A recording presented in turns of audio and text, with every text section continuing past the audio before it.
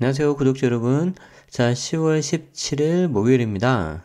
어, 자, 오늘자 데일리 뉴스는 아마 많은 분들이 좀 예상하셨을 것 같은데, 자, 이겁니다, 이거. 역대 최저 기준금리, 부동산 투자 부추기나, 한번 보도록 하겠습니다. 16일, 바로 어제였죠. 어제 한국은행이 기준금리를 내렸어요. 그러니까 최근 이런 내용들이 좀 나오길래 내리겠다라고 생각을 했는데 개인적으로는 좀 빨리 내려가지고 이게 약간 조금 놀랐어요. 저도. 왜냐면 보통은 금리를 내리면 부동산에는 좀 호재거든요. 그러니까 쉽게 말해서 금리가 내려가면 내가 이 돈을 가지고 있는데 어디다 굴릴 데가 없는 거예요. 그렇기 때문에 이거를 주식에 넣기도 애매하고 예적금은 뭐 말할 것도 없죠.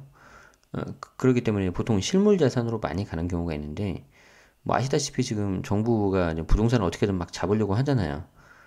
그런데 그런 거에도 불구하고 한국은행이 전격적으로 어제 기준금리를 역대 최저 수준 1.25%로 인하했다는 거는 그만큼 좀 경제가 좋지 않은 안 좋은 게 아니냐라는 거를 반증할 수 있다는 거죠. 자, 그래서 제가 기사 이제 좀 더 볼 건데요. 이 기준금리 인하는 굉장히 많은 곳에 영향을 미치고요. 단편적으로 생각하시면 안 된다. 어, 굉장히 복잡해요. 그래서 사실 저도 대학교 때 제가 이제 경영학과인데 이제 경제학 이쪽도 하잖아요. 했을 때 이 금리에 대해서 나오면 되게 어려웠어요. 그러니까 이렇게 생각하면 이게 맞고 저렇게 생각하면 저게 맞거든요. 그래서 굉장히 좀 금리가 좀 어려운데 일단 한번 좀 보자고요. 자, 부동산 전문가들은 이자 부담이 줄어들어 상가나 오피스텔 등 수익형 부동산의 기대 수익률이 높아지는 한편, 그러니까 이제 이렇게 되는 거죠. 예적금이 예적금 인하, 뭐 대출 인하. 근데 이제 대출 금리 인하인데 이건 좀 늦죠. 그래서 야 이거 어디다 투자할 데 없나? 이렇게 하다가 아하 상가나 오피스텔 갈까? 이렇게 된다는 거죠. 그러면 이제 여기에 대해서 이제 상가 오피스텔에 이제 관심이 높아지는다는 건데 관심이 높아져서 사실은 이거를 좀 높은 가격에 매수하면 기대 수익률은 낮아진데 뭐 일단 기사 의도는 뭔지 알 것 같아요. 이 수익형 부동산 쪽으로 좀 쏠리지 않겠냐라는 그런 의미예요. 근데 한편으로는 정부의 주택담보대출 규제가 강한 기조를 유지하기 때문에 무리한 빚을 낸 투자는 기대하기가 힘들다는 분석이다. 그렇죠. 자, 그래서 이에 대해서 박원갑 부동산 수석 전문위원은 자, 이론적으로 금리 인하가 부동산 시장에 활기를 부르는 효과가 크다. 아까 말씀드린 것처럼 금리가 내려가면 이게 그 시중에 있는 유동자금, 투자 자금이 별로 갈 데가 없어요. 자, 그래서 이제 대출 의존도를 따라서 금리 민감도가 많이 높아졌다고 진단을 했는데 금리 인하가 금융비용 하락으로 인한 투자 수익률 상승, 즉 거래 증가로 이어진다는 얘기다. 그러니까 이제 금리가 내려가면 이제 박 수석님 같은 경우는 어떻게 해석을 했냐면, 자 일단 부동산 시장의 이론적으로 긍정 효과 그리고 금리 인하가 되면 금융비용 하락으로 투자 수익률 상승 이렇게 해서 이제 거래 증가 이렇게 된다는 거죠. 그러니까 저 같은 경우도 생각을 해보면은 제 생애 첫 집을 2014년 8월 달에 계약을 했는데 그때 굉장히 이제 대출도 잘 나오고 금리도 낮았었죠. 그때 제가 담보대출이 2.6%인가 받은 걸로 기억이 나요. 게다가 뭐죠? 이자만 내는 거치 기간도 무려 저는 그 당시 3년이었어요. 그래서 되게 상대적으로 부담이 좀 덜 했었는데, 다시 약간 좀 그런 식으로 가려나 하는 좀 염려가 좀 됩니다. 이제 정부 입장에서도 굉장히 힘들 거예요. 좀 경제 전체를 봤을 때는 금리를 이렇게 전격 인하해서, 게다가 지금 한국은행 총장이 이 금리를 추가 인하해 할 수도 있다. 지금 그런 언급도 하셨거든요. 그렇게 보면은 되게 이게 좋지 않은 그런 분위기인데, 근데 정부 입장에서는 이 부동산도 잡아야 된단 말이에요. 한마디로 이제 진퇴양난이 된 거죠. 자, 특히 레버리지를 많이 이용하는 수익형 부동산은 영향을 받을 수밖에 없는데, 자, 계속해서 박 위원은 신혼부부 등 실수요자의 경우 대출 의존도가 높아 중소형 아파트 수요가 증가하고 레버리지를 많이 쓰지 않은 토지 시장의 영향을 미미할 것이라고 전가했다. 자, 그러니까 무슨 말이냐면 금리가 이렇게 인하가 되면 대출을 많이 의존하는, 쉽게 말해서 대출을 많이 받는 사람, 이런 경우에는 이 금리가 조금 올라가고 내려가냐에 대해서 굉장히 민감하다는 거예요. 그래서 내려갔기 때문에 어떻게 해요? 이 실수요자들 경우에는 대출을 많이 받으면 좋은 거잖아요. 그래서 대출 금리가 인하되면은 대출을 전에보다 더 많이 받을 수 있다.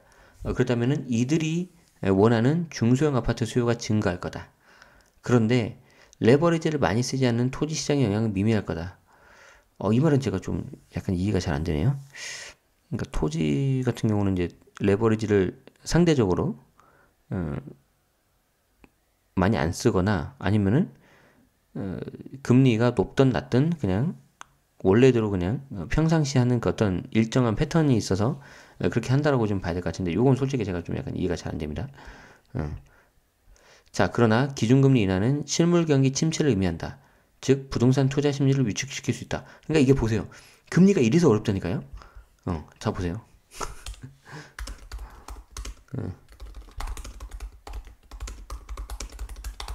자, 뭐냐면 분명히 여기 저도 그랬고 여기 박 위원님도 그랬잖아요. 이론적으로는 금리 인하가 부동산 시장에 활기를 부르는 효과가 크다. 그런데 한편으로 또 뭐예요? 실물 경기 침체를 의미한다는 거죠. 이게 부동산 투자 심리 위축시킬 수 있다.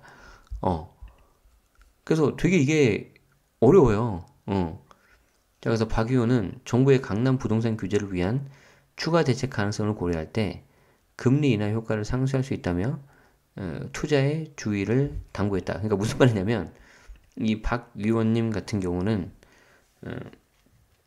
정부가 이런 거예요. 더 쉽게 생각하면 자, 투자 관점에서 봤을 때 자, 플러스 좋은 거죠. 금리 인하. 근데 마이너스가 뭐예요? 정부 규제. 그런데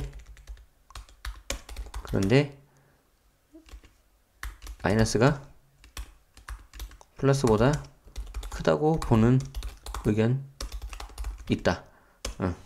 그래서 투자에 주의를 당부했다는 거죠. 자, 함영진 직방 빅데이터 랩장 역시 자, 차주의 이자 부담을 경감시켜 당분간은 매도자 우위 시장과 무주택 실수요자의 청약 선호 현상이 유지될 거다. 그러니까 이 대출을 빌린 사람의 이자 부담을 경감시켜서 당분간은 좀 버틸 수 있는 거 아니겠냐. 대출 있는 매도자도. 그러니까 매도자들이 좀 큰 소리 낼 수 있다는 거죠. 그리고 무주택자들은 어떻게든 이제 집값 오를 것 같으니까 이제 좀 사야지. 그런데 난 역시 그래도 청약이 좋아. 그래서 청약 선호 현상이 유지될 거다. 다만 정부의 서울 주택 구매에 대한 모니터링이 강화돼 거래가 소강 상태를 나타낼 수 있다고 예상했다. 그러니까 이분 역시 아까 박 위원님하고 좀 비슷하게 보는 거죠. 이 금리 인하를 통해서 어떤 플러스 요인도 분명히 있는데 마이너스 여기에는 이제 뭐였죠? 모니터링 강화. 모니터링 강화가 더 강하게 될 거니까 소강 상태를 나타낼 수 있다. 자, 금리 인하가 일부 집주인에게는 전세보다 월세 임대차 계약을 선호하게 만들 수도 있지만 공급 과잉이 지속돼 전세 난의 우려는 적다. 자, 무슨 말이냐면 집주인 입장에선 금리 인하가 되면은 전세보다는 월세 선호. 그러면 전세 공급 감소. 그렇게 되면 어떻게 되죠? 전세 가격 상승으로 될 수 있지만 공급 과잉으로 전세난이 계속될까? 전세난이 될 가능성은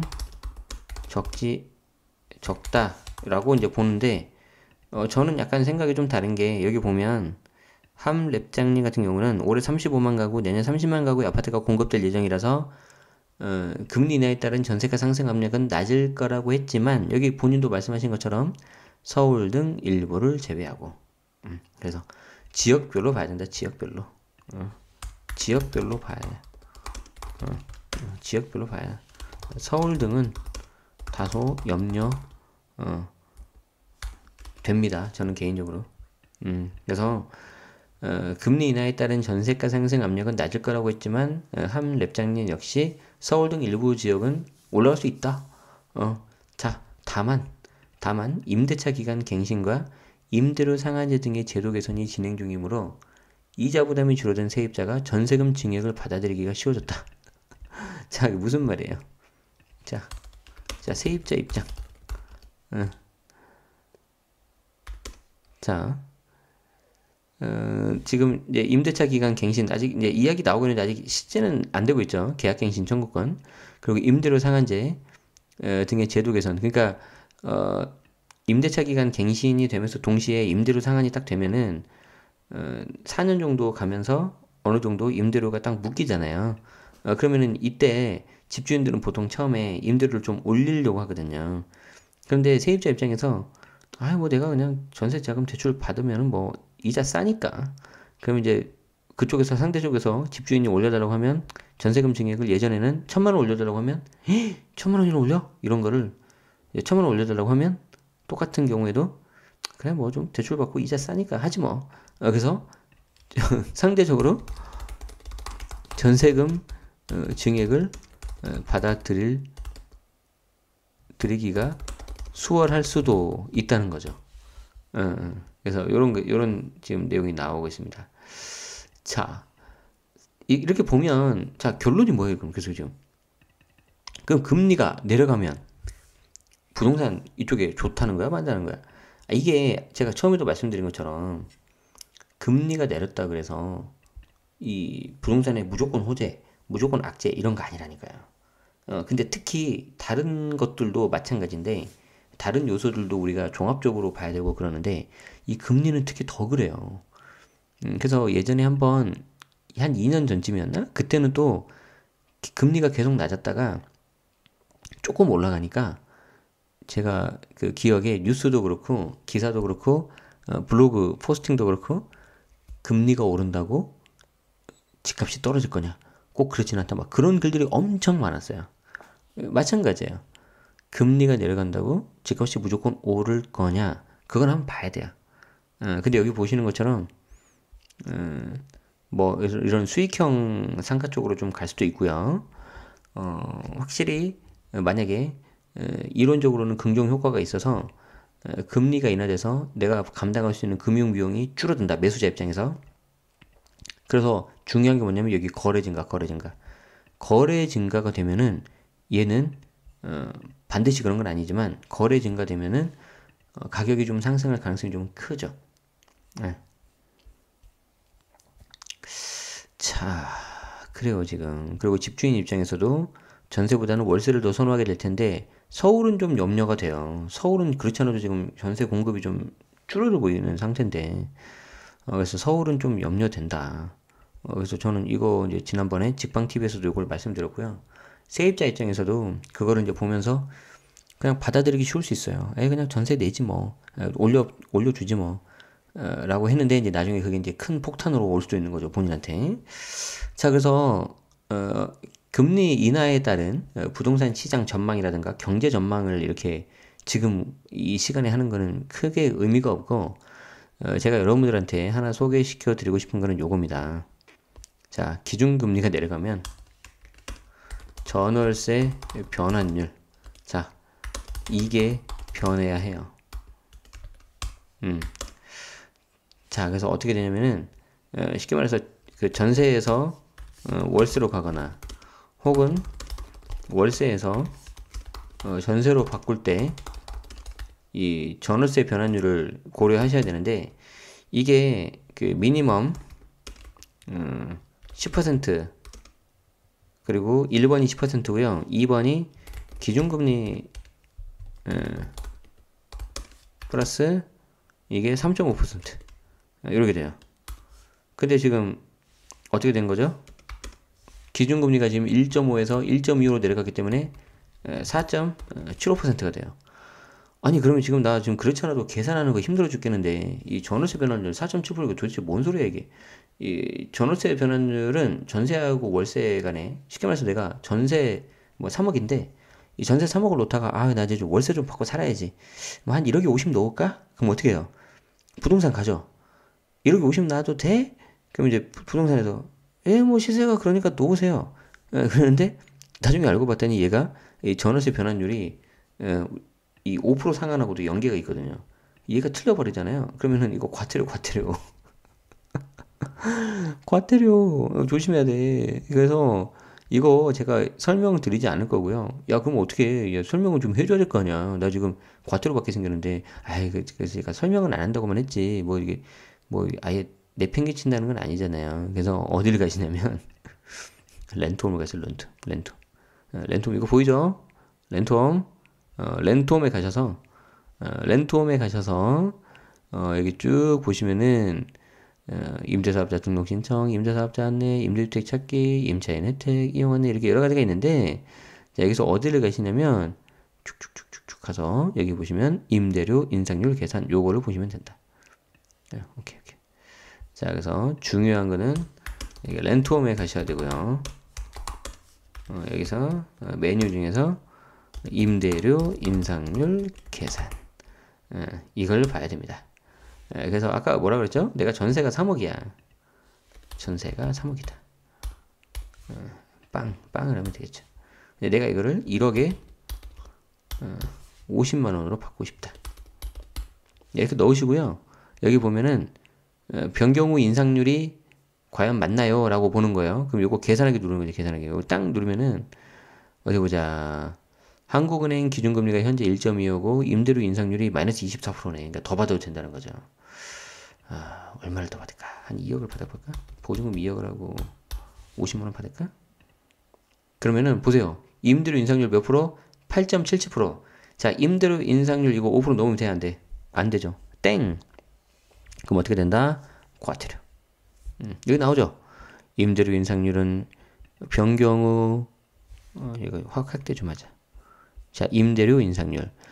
자, 이렇게 나오고요. 환산보증금, 임대보증금 플러스 월 임대료 곱하기 12 나누기 4.75. 요 4.75가 아까 여기 나온 거예요. 여기 보세요. 주택임대차 보호법 제7조의 2. 월 차임 전환 시 제한 산정률 플러스 2019년 10월 16일 기준 한국은행 기준금리. 와, 이거는 금방 되죠. 그렇기 때문에 요거는 중요한 거기 때문에 바로바로 나온다는 거예요. 그래서 인상률 적용을 선택하면 입력한 인상률에 맞추어 임대보증금 또는 월 임대료가 계산되고요.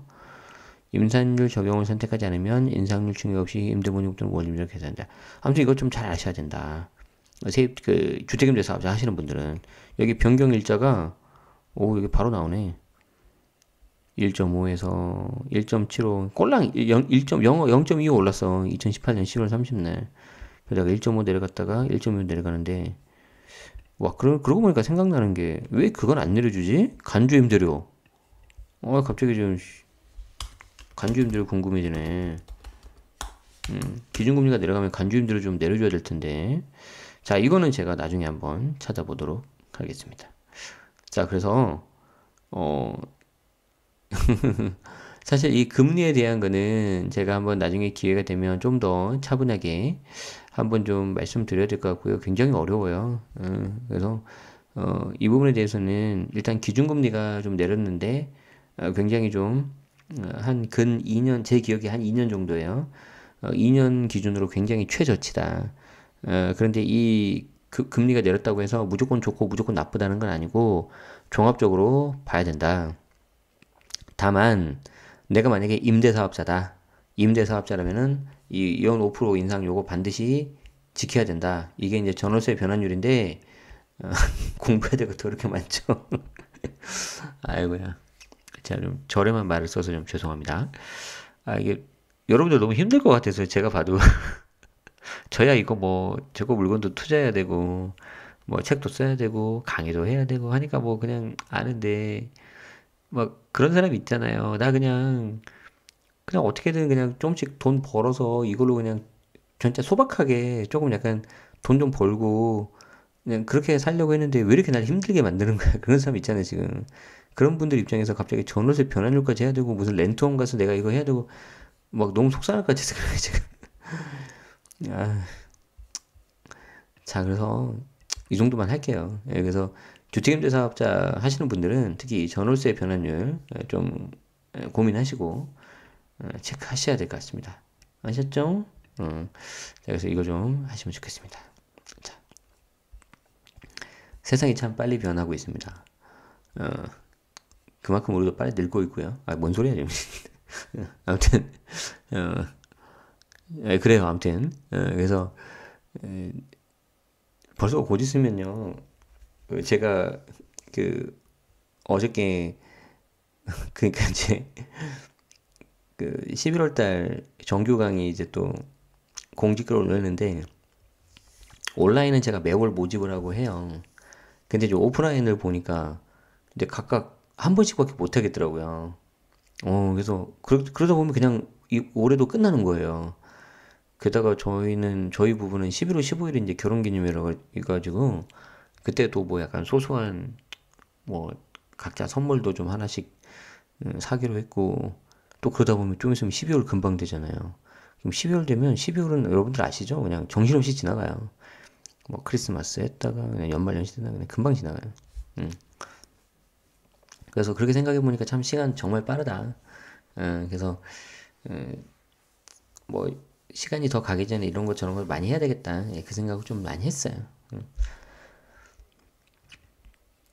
자, 아무튼 좀 갑자기 좀 마지막에 좀 싸했는데 양해 말씀드리고 벌써 시간이 좀 20분이 넘었네요. 자, 오늘 기사 기준금리 내린 거에 대해서 부동산 투자, 부동산 재테크 관련해서 좀 말씀드렸고요. 어, 거듭 말씀드리지만 단순하게 이분법적인 사고로 이게 좋다 나쁘다 그렇게 생각하시면 안 됩니다. 그래서 종합적으로 좀 보셔야 되고요. 대신 확실하게 아셔야 되는 거는 우리 전월세 변환율 이거는 좀 렌트홈에 있는 기능을 써서 집주인들이라면 좀 조심하도록 하자. 그래서 그거 말씀 좀 드리도록 하겠습니다. 네, 자, 늘 말씀드리지만 이제 벌써 금요일이죠. 이제 목요일 되고 이제 좀 있으면 이제 금요일 되죠. 여러분들 시간 참 빨리 가니까요. 그날 그날 해야 되는 거 잘 체크하시고 저도 요즘에 그렇게 하고 있거든요. 그래서 빨리 좀 책도 좀 써야 되고 그래요. 그래서 건강 관리 잘 하시면서 소중한 자기 자신을 위해서 늘 이렇게 선물 같은 하루가 시간이 되는 그런 나날들을 보내셨으면 좋겠습니다. 자, 행복해지기 위한 투자를 재테크를 공부를 하시기 바랍니다. 자, 저는 채널 제네시스 박이었고요. 10월 17일 데일리 뉴스는 여기서 마치겠습니다. 고맙습니다.